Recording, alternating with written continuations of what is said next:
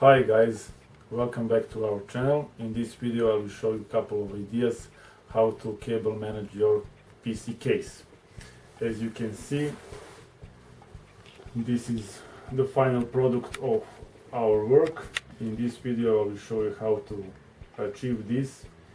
If you want to try to achieve something in your case, stay on and watch this video, and don't forget to subscribe to our channel.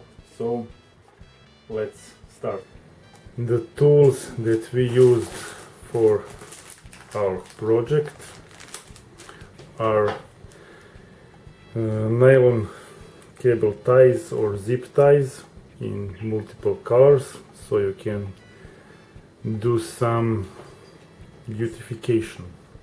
And next tool are wire cutters or cutters. You can also use wire that came with cables or rest of your accessories for PC build, and one scalper.